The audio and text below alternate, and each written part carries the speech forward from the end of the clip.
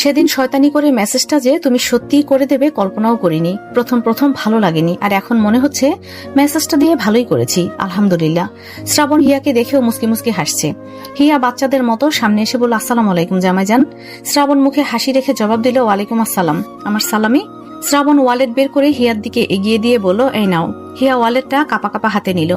এরপরে খুলে দেখলো ক্যাশ অল্প, সবগুলো 1000 টাকার নোট আর 3-4টা এটিএম কার্ড। হিয়া মনে মনে বলল, বড়লোক বলে কথা, ওনার কাছে 3-4টা কার্ড কিছুই না। শ্রাবণ হেসে বলল, যা লাগবে নাও, কার্ডও নিতে পারো। হিয়া ঢোক গিলল। কার্ড নেওয়া তো দূরে থাক, একটা 1000 টাকার নোট নেওয়ার মতো কলিজাও ওর হয়ে ওঠেনি। টাকাগুলোর মাঝে খুঁজতে লাগলো এর মধ্যে ভাঙতি কোনো টাকা আছে কিনা। একটা 500 টাকার নোট পেল, তখনই যেন হিয়ার মুখে বিশ্ব জয় করা হাসি ফুটে উঠল। সাথে সাথে 500 টাকার নোটটা নিয়ে ওয়ালেটটা দিয়ে দিল আর বলল, সালামি নিয়ে নিয়েছি। শ্রাবণ তাজ্জব বনে চলে গেল। এই মেয়ে বলে কি, পুরো ওয়ালেট ছেড়ে দিয়েছিল আর শেষে কিনা 500 টাকা নিল। শ্রাবণ রেগে গিয়ে দাঁত কিরমির করে বলে উঠল, পুরো ওয়ালেটটা খুঁজে 500 টাকা তোমার চোখে পড়লো? আজকে অন্য কোনো দিন হলে একসাথে 500টাই থাপ্পড় দিতাম।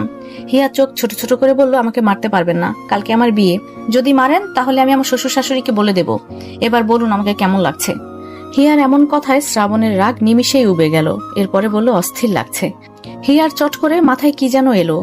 ভাবুক গলায় বলে উঠল, আচ্ছা আপনি আমার সাথে দেখা করার আগে কি কোনো মেয়ের সামনে গিয়েছিলেন? না, কেন? আর এগুলো কি সব কথা? না মানে এত সুন্দর করে সেজেছেন তাই বললাম আর কি।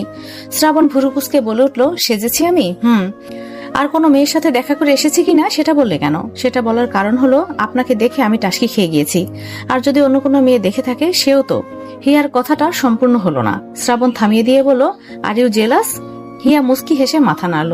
শ্রাবণ ঘাড় কাত করে রসিকতা করে বলল, তলে তলে এই চলে, আমাকে নিয়ে এই চিন্তা আসে? শুধু বিয়েটা হোক, সব চিন্তা সুদে আসলে দূর করে দেব। পরদিন বিকেল, সবাই বলতে তৌকির চৌধুরী, সাবিহা চৌধুরী, শ্রাবণ, কাব্য, কামাল, সিয়াম ওরা রওনা হলো হিয়াদের বাড়ির উদ্দেশ্যে। হিয়াদের বাড়ির সবাইও প্রায় সব প্রস্তুতি নিয়ে নিয়েছে। হিয়ার চাচা চাচি, খালা খালু আর কাজিনরাও এসেছে। বিয়ের কাজ শেষ হতে হতে রাত হয়ে যায়। আবার হিয়াকে বিদায় দিতেও সবার নাজেহাল অবস্থা।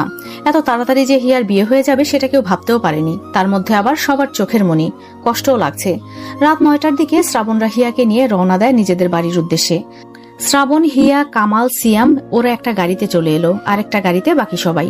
শ্রাবণ কামালকে বলল বাড়ির দিকে না যেতে, অন্য একটা জায়গায় যেতে। হিয়া শ্রাবণের কাঁধে মাথা রেখে আছে। বাড়ির জন্য মনটাও খারাপ, তবে শ্রাবণ বলেছে যখন ইচ্ছা তখনই বাপের বাড়ি যেতে পারবে। কামাল একটা নির্জন জায়গায় গাড়ি থামালো, সাথে আরেকটা গাড়িও এসে হাজির হলো। সেটার থেকে শ্রাবণের অ্যাসিস্ট্যান্ট রনি আরো 2জন কালো পোশাক পরিহিত লোকও বের হলো। শ্রাবণ হিয়াকে গাড়িতে রেখে নেমে গেল। সামনে থেকে কামাল আর সিয়ামও নেমে গেল। হিয়া কিছুই বুঝে উঠতে পারছে না। হঠাৎ চোখ গেল শ্রাবণের হাতের দিকে। একটা ধারালো অস্ত্র হাতে নিয়ে খুঁটিয়ে খুঁটিয়ে দেখছে, যা দেখে হিয়ার গলা শুকিয়ে এলো। হিয়া শ্রাবণের হাতে ধারালো ছুরি দেখে একবার ভাবলো কোনোভাবে কি ওকে মারবে না তো। হিয়ার এমন ভাবনার মাঝেই শ্রাবণ গাড়ির সামনে হেলান দিয়ে দাঁড়ালো। দুই পাশে কামাল আর রনি দাঁড়িয়ে আছে। হিয়া তখনও নির্বাক দর্শকের মতো তাকিয়ে আছে। ভাবলো হয়তো শ্রাবণের কোনো কাজ, হয়তো এটা। কিছুক্ষণের মধ্যেই পরিবেশটা আরো ভারী হয়ে উঠল। শ্রাবণ এখন মিরাজের অপেক্ষায়। ওদিকে মিরাজ এয়ারপোর্ট থেকে বাড়ি ফিরছে একা, সাথে শুধু ড্রাইভার। মিরাজও জানে আজ শ্রাবণ কিছু না কিছু করবেই, তাই বাকিরা অন্য রাস্তা দিয়ে গিয়েছে। আর মিরাজ এই নির্জন রাস্তা দিয়ে যাচ্ছে যাতে কেউ টের না পায়। কিন্তু এই শ্রাবণের থেকে মুক্তি পাওয়া কি এতই সহজ? তবে মিরাজ যে প্রোটেকশন ছাড়া যাবে সেটাও নয়, পুলিশকে ইনফর্ম করে রেখেছে। আধ ঘন্টা পর শ্রাবণদের সামনে মিরাজের গাড়িটা থামে। শ্রাবণও বেশি লোক রাখেনি, হাতে গোনা কয়েকজন। মিরাজ সবার দিকে না তাকিয়ে শ্রাবণের দিকে তাকালো। শরীরের স্যুটটা খুলে গাড়ি থেকে নামলো। শ্রাবণ গাড়িতে হেলান দিয়ে দাঁড়িয়ে রইল, সাথে ধারালো অস্ত্রটাও দেখতে লাগলো। মিরাজ এগিয়ে এলো। শ্রাবণ কিঞ্চিত বাঁকা হেসে এগিয়ে এসে কোনো পূর্ব সংকেত ছাড়াই মিরাজের নাকে মুখে ঘুষি মারল 2টা। মিরাজ তাল সামলাতে না পেরে এক পা পিছিয়ে গেল। কড়া গলায় বলে উঠল, ভুলে যাস না আমিও কিন্তু তোর উপরে হাত তুলতে পারি। আগেরবার যেমন করেছিলাম ভুলে গেলি? শ্রাবণ তপ্ত শ্বাস ছেড়ে আবারও ঘুষি দিতে শুরু করলো। মিরাজ হাত তুলতে নিলে শ্রাবণ সেই হাতটা ধরে গর্জে উঠে বলল, কুত্তার বাচ্চা, তোর কলিজায় এত বড় সাহস? আমার গায়ে এখনো হাত তোলা দুঃসাহস দেখাস কি করে? আগেরবার কিছু বলিনি বলে ভেবেই নিলি এবারও কিছু বলবো না? মিরাজ হাত ছাড়িয়ে শ্রাবণের ওপর খেপে গিয়ে বলল, ছাড় আমায়, দেখ আমিও কি করতে পারি। শ্রাবণ হাত ছেড়ে দিল। মিরাজ কোনো পূর্ব সংকেত ছাড়াই শ্রাবণকে ঘুষি মারল। শ্রাবণও কম নয়, সেও মারতে মারতে সিয়ামকে বলল, সিয়াম তুই আমার গাড়ির কাছে যা। হিয়ার প্রায় যায় যায় অবস্থা। কি হচ্ছে? আর এই ছেলেই বা কে? কেন বা মারামারি হচ্ছে? ওদের মাঝে কি পুরনো কোনো শত্রুতা আছে নাকি? শ্রাবণ রনিকে চোখ দিয়ে ইশারা করে মিরাজের ড্রাইভারের কাছে যেতে বলল। বলা তো যায় না, আবার পুলিশকে যেন কল দিয়ে না বসে। শ্রাবণ মিরাজকে মারতে মারতে প্রায় শুয়ে ফেলেছে। সবাই চারপাশে দাঁড়িয়ে আছে, কেউ শ্রাবণের ওপরে কথা বলছে না। মিরাজ কোনো রকম উঠে দাঁড়িয়ে জোর গলায় বলে উঠল, আমি তখন কোনো ভুল করিনি, আমার ভালোবাসা আমি ছিনিয়ে নিয়েছি। শ্রাবণ দাঁত চেপে বলল, নিয়ে কি করতে পেরেছিস? ওকে তো নিজের কাছেও রাখতে পারলি না। তবে আমায় যে ক্ষত দিয়েছিস, কষ্ট দিয়েছিস, সেটা তো তোকে পেতেই হবে। মিরাজ এক পা করে পিছিয়ে যেতে যেতে নিজের গাড়ির কাছে এসে চট করে রিভলভার বের করে শ্রাবণের দিকে তাক করলো। হিয়া এই দেখে গাড়ি থেকে নেমে যেতে নিল। ঠিক তখন সিয়াম এসে মাথা নাড়িয়ে ভেতরেই থাকতে বলল। হিয়া শ্রাবণের দিকে তাকিয়ে কাঁদতে লাগলো, আল্লাহকে ডাকতে লাগলো যেন শ্রাবণের কোনো কিছু না হয়।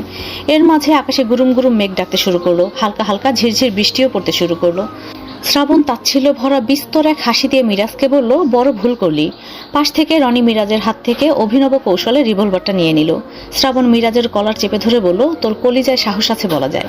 সেদিনই শ্রাবণ তোকে কেন কিছু বলেনি জানিস? সেদিন শ্রাবণ ভালোবেসে সবকিছু নির্দ্বিধায় ছেড়ে দিয়েছিল বলে কিছু বলেনি। তো আজকে কিসের জন্য স্যাক্রিফাইস করব বল? এর থেকে শতগুণ ভালো উপহার আমি পেয়ে গেছি। মিরাজও শ্রাবণের কলার চেপে ধরে বলল, ভালো ভালোই বলছি, আমায় ছেড়ে দে, না হলে। শ্রাবণ গর্জে উঠে বলল, এই কুত্তা, তুই কাকে হুমকি দিস? হ্যাঁ? বলেই মিরাজকে বেধরে মারতে শুরু করলো। মারতে মারতে বলল, তোকে আজ আমি কুপিয়ে কুপিয়ে মেরে তারপর তোকে বক্সে ভরে তোর বাবার কাছে দিয়ে আসবো।